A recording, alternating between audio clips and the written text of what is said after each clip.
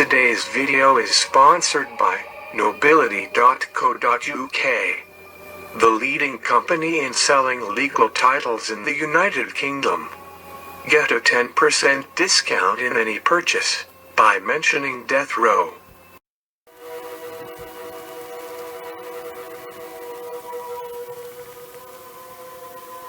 Stoning, or lapidation, is a method of capital punishment, where a group throws stones at a person until the subject dies from blunt trauma.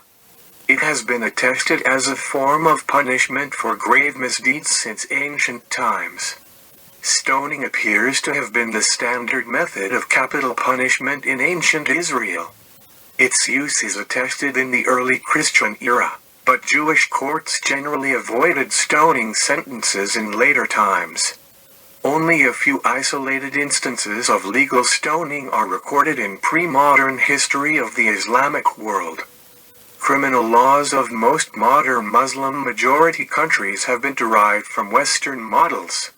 In recent decades, several states have inserted stoning and other hudud punishments into their penal codes under the influence of Islamist movements.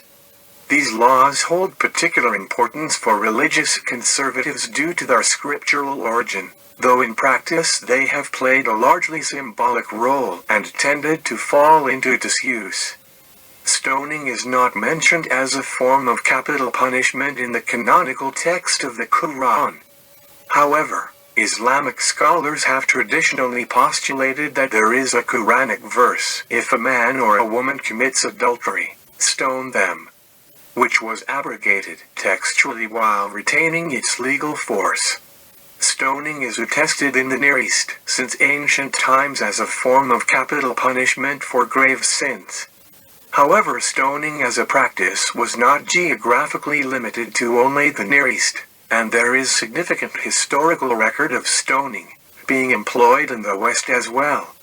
The ancient geographer Pausanias describes both the elder and younger aristocrats of Orchomenus being stoned to death in ancient Greece around the 7th century BCE.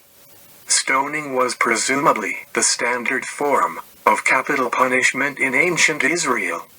It is attested in the Old Testament as a punishment for blasphemy, idolatry, and other crimes, in which the entire community pelted the offender with stones outside a city.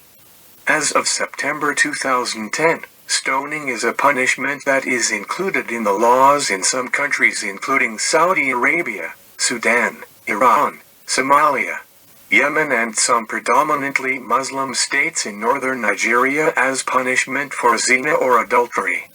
On the 7th of April 2007, a teenager called Khalil Aswad was stoned to death in a brutal and savage attack by her uncle and cousins, watched by a crowd of hundreds of men and boys gleefully relishing the opportunity for male bonding as the girl was kicked and bitten, pelted with stones, and finally killed by a concrete block which was dropped on her face, pulverizing it into a bleeding pulp as the crowd roared their approval. This was a so-called honor killing, although a lynching might be a more accurate description. Some reports claimed that Aswad was murdered for having converted to Islam to marry an Iraqi Sunni Muslim boy. Other sources instead indicate that Aswad was killed in punishment for being absent from her home one night. Khalil Aswad was born in 1989. Her actual date of birth is unknown. Born in Iraq, she was a girl of the Yazidi faith. Yazidi is a religious group who are indigenous to Kurdistan, a geographical region in Western Asia that includes parts of Iraq, Syria, Turkey, and Iran. The majority of Yazidis remaining in the Middle East today live in Iraq, primarily in the governorates of Nineveh and Duhok. Since the spread of Islam began with the early Muslim conquests of the 7th to 8th centuries, Yazidis have faced persecution by Arabs and later by Turks, as their religious practices have commonly been charged with heresy by Muslim clerics. Most recently, The 2014 Yazidi genocide that was carried out by the Islamic State saw over 5,000 Yazidis killed and thousands of Yazidi women and girls forced into sexual slavery, as well as the flight of more than 500,000 Yazidi refugees. Her crime had been to try and elope with a young man of her own choosing. For this she was brutally, publicly murdered in a scene which would not have been out of place in Old Testament times, if it were not for the jostling observers recording the event on their mobile phones, trying to get a better angle as they recorded her death agonies. These gruesome home videos found their way onto the internet, where they aroused a wave of revulsion at the murder and sympathy for Dua Khalil and the countless other victims of honor killing and honor violence in the world. Within the ideology of honor, daughters are the possessions of their fathers and male relatives, and that their lives are conditional upon obeying the patriarchal order. This conception of women as possessions is a common feature of classical patriarchy, the patriarchy of agrarian tribes. It is this conception of women as possessions that cost Dua her life. It is this same conception that may mean that justice may not be served in her case. Tribal Kurdish culture is shown by the reliance of many Kurds on Kamlayati, a structure run by elderly, religious, political and tribal representatives who hear disputes to achieve reconciliation. As their structure suggests, they are deeply patriarchal, and although they often resolve issues by financial solutions, they may also order women and minor girls into forced marriage and call for honor killings to be carried out. In the Kurdish newspaper Alina, it was announced that the Aswads, Dua's parents, had accepted 40 million Iraqi dinars as blood money in such a soli and had agreed to forgive the murderers. The Aswads have suffered enormously over the murder of their daughter, and no doubt they deserve 40 million dinars of compensation if not more. The Aswads still live in Bashika, and no doubt choosing to forgive the murderers is necessary for them, if they wish to live peacefully in their community. Human life is priceless. No amount of money will cleanse the stones of Kurdistan from Dua's blood. Only justice can do that. In the aftermath of the murder, several Yazidi men were executed by members of Al-Qaeda who have issued a fatwa declaring the murder of Yazidi as permissible.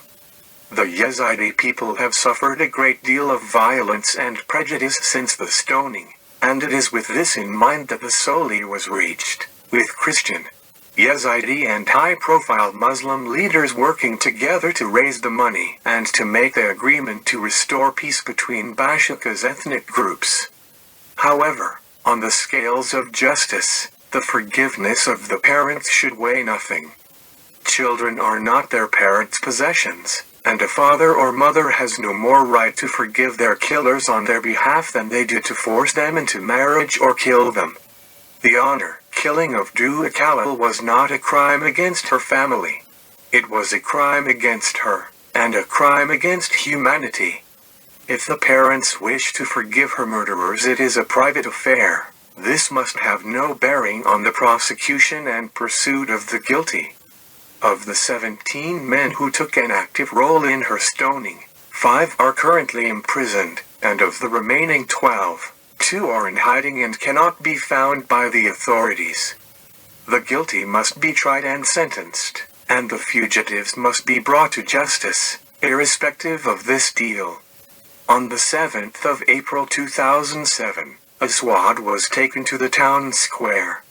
According to reports, she was stripped naked to symbolize that she had dishonored her family and religion. In the video, though stripped from the waist down, she is wearing an orange sport jacket and black underwear, and at least some of the crowd tries to keep her lower body covered with what looks like another jacket. During the stoning, which lasted approximately 30 minutes, Aswad can be seen in the video attempting to sit up and calling for help as the crowd taunts her and repeatedly throws large chunks of rock or concrete on her head. After her death in the town square, Aswad's body was tied behind a car and dragged through the streets. She was buried with the remains of a dog, to disrespect her.